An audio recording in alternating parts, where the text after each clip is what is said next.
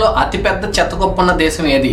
వెంటనే అందరు చాలా మంది ఇండియా అంటారు, కానీ అది ఇండోనేషియానో పాకిస్తానో లేదా బంగ్లాదేశ్ కాదు, America, United States of America. America నెవాడాలో ఉన్న అపెక్స్ రీజనల్ ల్యాండ్ ఫిల్ అనే ఏరియాలో 2200 ఎకరాల ఏరియాలో ఉంది. ఇక్కడ ప్రతిరోజు 9000 నుంచి 15,000 టన్నుల చెత్తని డంప్ చేస్తారు. అండ్ ప్రపంచంలోనే సెకండ్ బిగ్గెస్ట్ చెత్త కుప్ప ఎక్కడ ఉందో తెలుసా?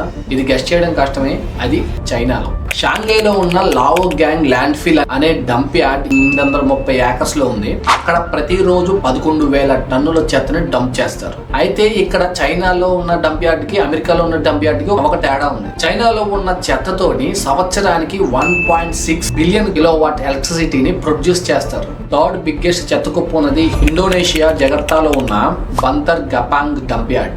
ఇక్కడ 50 మీటర్స్ పెద్ద పెద్ద గుట్టల్లాగా చెత్త ఏర్పడింది. ఇక్కడ కూడా ప్రతిరోజు 7,000 నుంచి 9,000 టన్స్ చెత్తనైతే డంప్ చేస్తూ ఉంటారు. అయితే ఈ చెత్తను ఆధారం చేసుకుని 20,000 మంది అయితే బతుకుతూ ఉంటారు. అంటే వీళ్ళు చెత్తలోని వస్తువులు ఏరుకెళ్లి వాటిని అమ్ముకుని బతుకుతూ ఉంటారు. ఇంకా 4th ప్లేస్ లో ఉంది ఇండియాలోని హైదరాబాద్ జవహర్ నగర్ లో ఉన్న డంప్ యార్డ్. ఇది 350 నుంచి 400 ఎకరాల్లో ఉంది. ఇక్కడ కూడా ప్రతిరోజు 9,000 నుంచి 10,000 టన్నుల చెత్తనైతే డంప్ చేస్తూ ఉంటారు. అయితే ఈ చెత్త గోలంతా ఏంటంటే వరల్డ్స్ లార్జెస్ట్ డంపింగ్ యార్డ్ అనేది ఒక ర్యాంకింగ్ ఇచ్చారు. దాంట్లో 4th ప్లేస్ లో మన ఇండియాలో హైదరాబాద్ లో ఉన్న జవహర్ నగర్ ల్యాండ్ ఫిల్. అయితే ఇక్కడ చెప్పాల్సిన మెయిన్ పాయింట్ ఏంటంటే ఈ డంప్ యార్డ్ లో ఒక రేంజ్ లో మిథేన్ అయితే ప్రొడ్యూస్ అవుతుంది. మిథేన్ అనేది కార్బన్ డైఆక్సైడ్ కన్నా చాలా డేంజర్ గ్లోబల్ వార్మింగ్ ఎలిమెంట్. అయితే ఈ జవహర్ నగర్ డంప్ యార్డ్ నుంచి చుట్టుపక్కల 8-9 కిలోమీటర్లో ఉన్న వాటర్ మొత్తం పొల్యూట్ అయిపోయింది. ఆ వాటర్ లో టీడీఎస్ ని టెస్ట్ చేస్తే దాదాపు 4,000 రీడింగ్ వస్తుంది. ఈ జవహర్ నగర్ డంప్ యార్డ్ కి దగ్గరలో ఉన్న నాగారం దమ్మాయి కూడా ఈ ఏరియాలో ఉన్న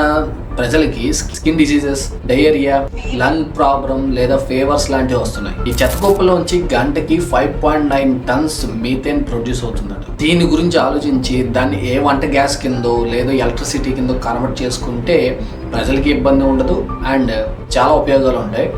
సో గైస్, దీని మీద మీ అభిప్రాయం ఏంటో ఖచ్చితంగా కామెంట్ చేయండి.